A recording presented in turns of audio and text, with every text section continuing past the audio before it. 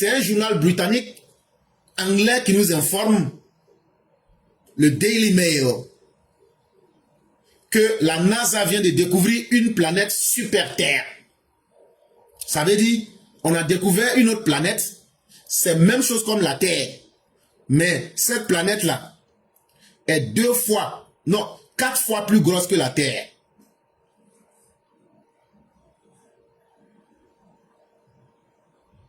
Et que, eux, ils ont donné le nom TOI-1846b. C'est le nom qu'ils ont donné à la planète là.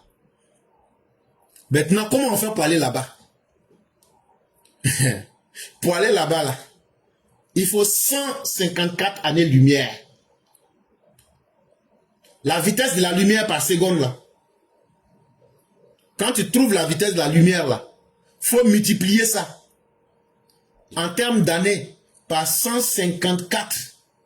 Donc, ça veut dire, là, même en 500 000 ans, on ne pourra pas aller là-bas.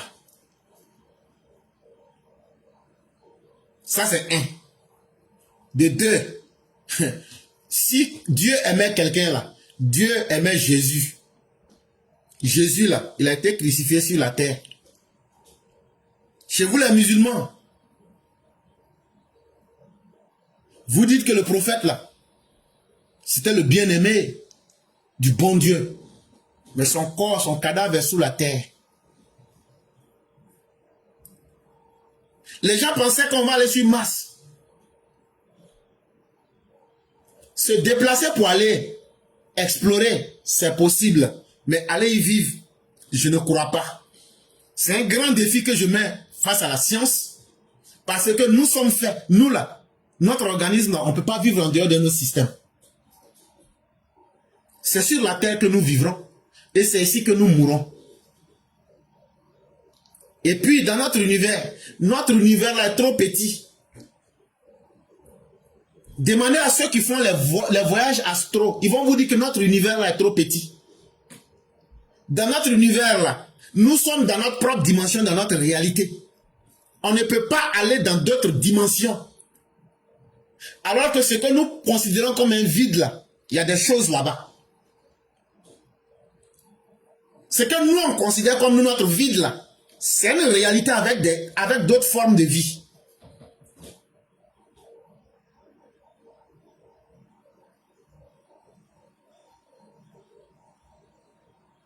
Et donc, c'est une très bonne chose que on nous fasse savoir qu'on a découvert des planètes qui ressembleraient à la Terre, mais ils vivent. C'est ça l'objectif caché de l'humanité. Pourquoi ne pas arranger cette terre-là? Pourquoi ne pas arrêter de polluer cette terre-là? Pourquoi ne pas pratiquer la justice sur la terre pour que chaque être humain puisse vivre? C'est l'injustice qui fait que notre terre aujourd'hui est inhabitable. C'est le déséquilibre que nous on crée là, c'est ça qui fait que notre terre est inhabitable. C'est les injustices qu'on établit entre nous là. C'est ça qui fait que notre terre est inhabitable. Sinon, cette terre-là est suffisamment grande et elle est suffisamment apte à contenir et les vivants et les morts. Ah oui. Mais au lieu de chercher à faire briller nos bons côtés, chaque jour, on est en train de créer des bombes. Si tu n'entends pas parler de missiles Stinger, tu entends parler de missiles HIMARS, tu entends parler de missiles Satan. Si notre intelligence nous conduit à être des idiots pour nous détruire nous-mêmes, donc, quelle est l'utilité d'aller rechercher une nouvelle terre pour aller reproduire les mêmes mauvais comportements? Voilà le fondement de ma pensée. Quand tu te comportes comme un clown sur la terre, même si on te donne 10 000 fois une autre nouvelle terre, tu te comporteras comme un clown pour arriver au même résultat. Donc, la vraie problématique n'est pas de rechercher des nouvelles planètes habitables pour l'homme. Mais la vraie problématique, c'est que l'humanité prenne conscience que nous avons dévié. Vous avez vu, les Iraniens, là, ce sont des Perses. Ils ont dirigé le monde pendant très longtemps. Jusqu'à même là, le grand roi des Perses, à l'époque du prophète là, c'est comme aujourd'hui, si Donald Trump fait une lettre pour se convertir à l'islam, le prophète de l'islam a converti l'homme le plus puissant du monde, le roi de la Perse. Et il a écrit une lettre pour le reconnaître. Et le roi en question. Mais eux, ils ont dirigé ce monde-là. Avant eux, il y a eu plusieurs civilisations. Mais le problème de l'humanité, c'est la civilisation occidentale. Ils ont détruit nos nappes phréatiques. Ils ont détruit la mode de vie des différents peuples. Alors que c'est dans la diversité qu'on peut s'aimer et qu'on peut évoluer. On a sous-estimé les pygmées du Congo. Mais ces pygmées-là ont tellement à apprendre à l'humanité. Mais on les a vus comme des sous-hommes. On a négligé les Touaregs du Mali. Alors que c'est eux qui ont enseigné au fils de Sumba, Ngolo, le fils de Sumba, Ngolo, Soumaoro Kanté. Le fils de Sumba, Sumbaya Ngolo Kankate. C'est ce qui est devenu Kanté. Sinon, le vrai nom de famille des Kanté, c'est Lamté. Kanté n'est pas un nom de famille. Et une personne ne peut pas avoir deux noms de famille collés. Soumaoro, c'est nom de famille chez certains. Kanté, c'est nom de famille. On ne peut pas coller deux noms. Dans le Mandé, ça ne se fait pas. Le nom Soumaoro, c'est une contraction, comme Sogolondiata.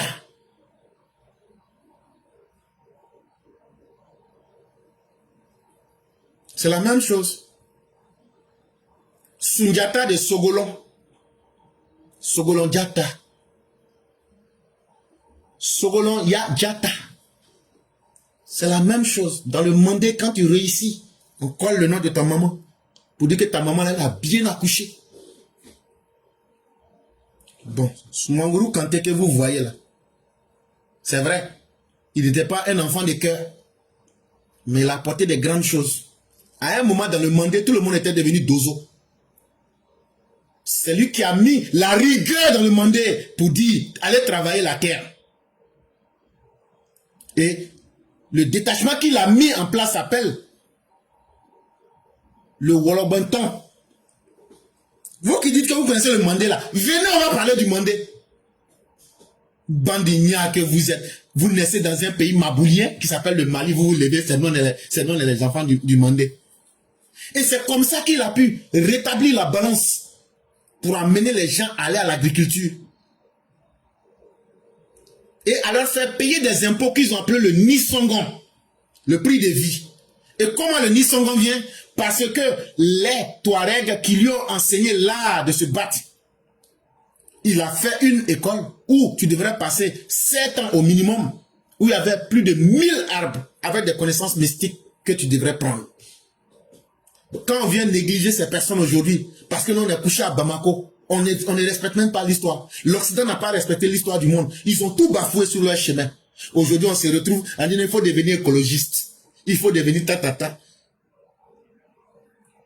Alors que c'est vous les Occidentaux, on a étudié la nature de l'homme en philosophie. Mais dans la pratique, vous avez dévié. Vous aviez pensé que l'homme pouvait soumettre la nature. Et aujourd'hui, en moins de 300 ans, vous avez pollué les mers. Vous avez pollué les nappes phréatiques. Vous avez désorganisé les systèmes moraux de plusieurs civilisations. Vous avez déséquilibré l'économie mondiale. Moins de 10% de la population mondiale a entre ses mains 90% de l'économie. C'est tout ça qui fait que la terre devient invivable. Et vous avez transformé la guerre en un business plus juteux que la paix. C'est ça qui fait que notre terre, on ne peut pas vivre dessus. Donc là, Dieu n'a oublié personne. Mais lorsque nous avons choisi de faire de la terre un enfer, même si on nous donne 1000 terres, ça sera 1000 enfers. Et donc, c'est peine perdue. Cherchons d'abord à arranger ici, à permettre que cette terre-là soit un paradis. C'est le premier commandement que Dieu a donné à l'homme. Il dit à Adam, je te crée pour que tu sois mon représentant sur la terre, pour que tu sois un porteur de paix, pour que tu sois un porteur de joie, et non un destructeur. Et donc, tant qu'on ne va pas revenir à notre nature fondamentale, même si on va chercher 10 000 terres là, ça sera le même comportement et chaque fois, ça sera une répétition. Donc là, au lieu d'aller loin là, cherchons à arranger ce qu'il y a là. Et j'espère que ma pensée a été bien comprise.